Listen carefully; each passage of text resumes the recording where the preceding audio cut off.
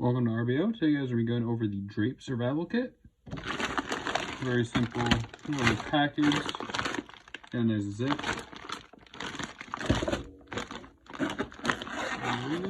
See what's inside.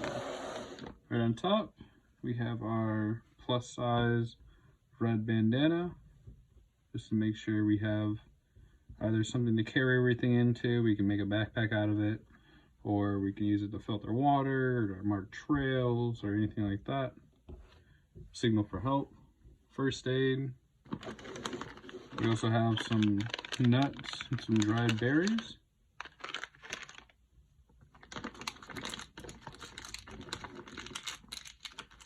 And for hygiene,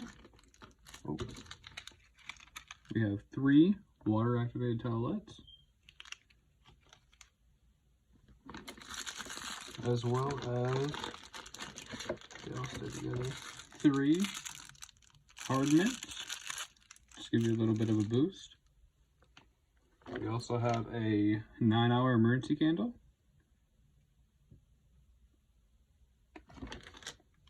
And we also have our folding saw. I believe this is a Kogan hand. It's a no name, it's a Walmart version. It was 20 bucks. What, 10 years ago? We also have a tube of peanut butter, or a packet. For first aid, we have this little pack here. First off, we have our bandages. There's 4 large bandages, or normal size. We also have, I believe, 2 of these butterfly bandages.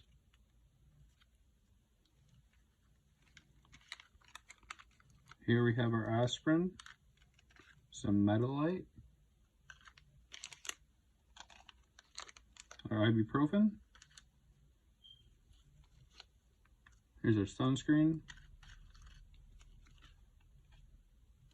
As well as some lip balm.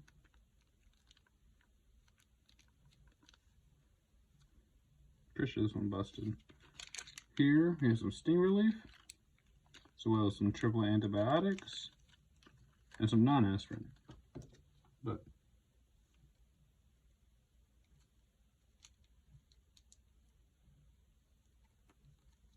it's escaping from somewhere. I can smell it on the outside. Alright, we also have some cotton balls for tinder.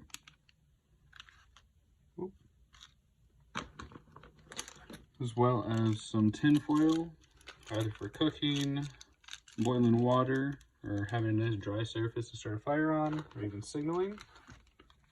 We also have a fishing kit. This has a reel with some line on it, some hooks, some leads, as well as some fake bait right there. We also have a flashlight, some zooms in. It also has a couple different modes. You can strobe. For water filtration, we have our Frontier straw, just tied together just to keep everything compact. And for navigation, we have our basic camping compass, military compass.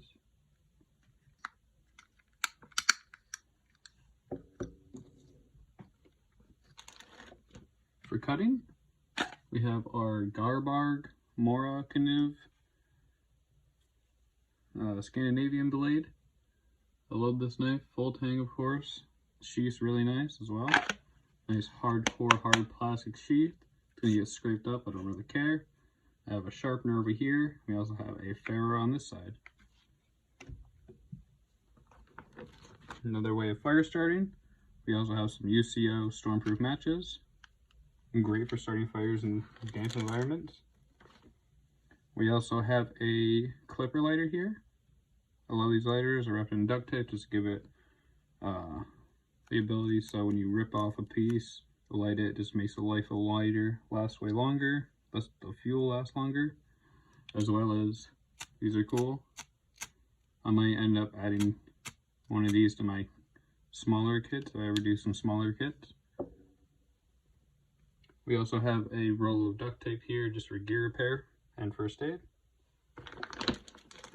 We also have a basic sewing kit. So a needle, 5 thread, 2 buttons, and 2 safety pins.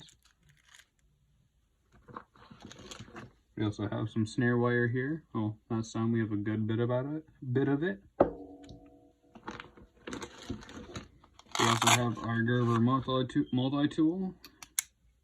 Of course, you got the pliers, you got the saw, descaler, your screwdrivers, and some scissors. Opening every single one of those up, it's kind of a pain in the butt, and I get cut most of the time. Just trying to show off and not paying attention. Here's a 1 gallon Ziploc bag that we use for water containment, storage. We also have a clear rain poncho, keep you dry of course, and then a Mylar emergency blanket. These are great for reflecting your heat back at you.